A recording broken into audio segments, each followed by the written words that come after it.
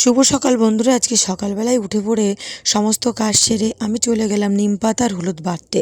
আসলে আজ ছিল সরস্বতী পুজো, সেই কারণে কিন্তু প্রতি বছরই আমি এই কাজটা করে থাকি। নিম পাতা আর হলুদ ভালো করে বেটে নিই।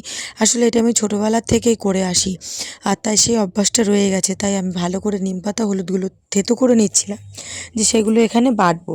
আর আজকের দিনে নাকি নিম পাতা হলুদ মাখতে হয়, তাই এটা এই দেখো আমার বাটা কমপ্লিট হয়ে গেছে। আমি এগুলো সব বেটে এবার একটা কাপের মধ্যে তুলে রাখছি।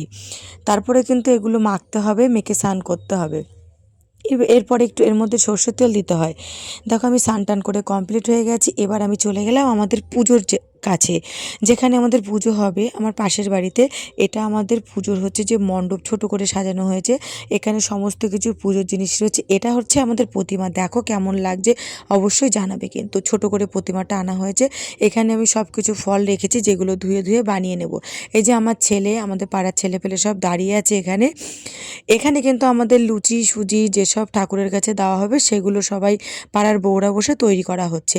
আর এখানে এই যে তারপরে কিন্তু আমরা খিচুড়ির জন্য সব কিছু চাল ডালগুলো ভালো করে ভেজে নেওয়া হলো। এখন আমাদের ব্রাহ্মণ অলরেডি চলে এসছে।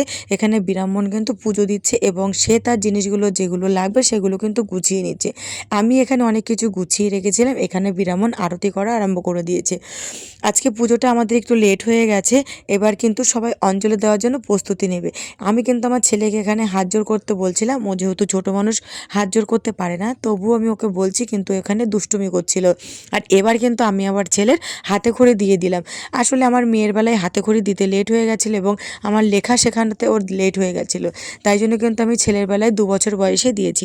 অনেকে আমাকে না করছিল যে 2 বছর বয়সে দিতে হয় না, তবুও কিন্তু আমি দিয়ে দিলাম, কারণ এখনকার ছেলে পেলে তো এটা লেখাপড়া শিখতে চায় না এবং জোর জবরদস্তি করে লেখাপড়া শেখাতে হয়।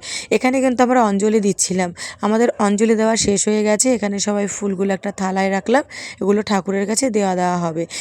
এক্ষুনি কিন্তু আমার ছেলে হাতে করে দেবে। দেখো আমার ছেলে চলে গেল ব্রাহ্মণের কাছে। এখন উনি কিন্তু একটা ফুল দিয়ে চন্দন দিয়ে ওর কপালে একটা ফোঁটা দেবে। আর এখনও অনেকটাই ছোট, এত কিছু বোঝে না, তবুও ওকে আমি হাতে খড়িটা দেওয়ালাম। এরপরে এটা হচ্ছে ওর স্লেট, একটা পেন্সিল এবং বই এখানে আনা হয়েছে, সেগুলো কিন্তু ব্রাহ্মণ নিয়ে নিল। এবং সেই প্লেটের উপর একটা কাগজ ছিল, সেটা আমি খুলে দিলাম। এবার ব্রাহ্মণ ওর হাত ধরে সুন্দর করে লেখাবে। ও কিন্তু অতটা লিখতেও তো পারে না, তা যা লিখছে তাই অনেক। ব্রাহ্মণ অ বলতে বলছে, ও একদম আস্তে আস্তে অগুলো বলছে, যেগুলো আমরা কেউ শুনতেই পাচ্ছি না, তবুও লিখছে। যে দেখা যাক কেমন লেখে। কিন্তু লেখার শেষে একটা জিনিস হয়েছে, যেটা তোমরাও দেখলে হাসবে। ও একা একা নিজে নিজে স্লেটে আঁকছিল ওই পেন্সিলটা দিয়ে। যে ও বলতে তো আর পারে না, ও নিজে নিজেই কী সব লিখছিল। ব্রাহ্মণ বলছে, বা ভালো তো, তুমি তো লেখা শিখে গেছো। এই যে আমার ছেলের হাতে করে কিন্তু এখানে অলরেডি কমপ্লিট হয়ে গেল। আমার ছেলের জন্য তোমরা আশীর্বাদ করো সবাই। আর এখানে দেখো আমার ছেলেকে আমি কোলে নিলাম। আমাদের খিচুড়ি কিন্তু সম্পূর্ণ হয়ে গেছে। এরপরে খিচুড়ি বিতরণ করা হবে। তোমরা যারা যারা খাবে অবশ্যই চলে এসো।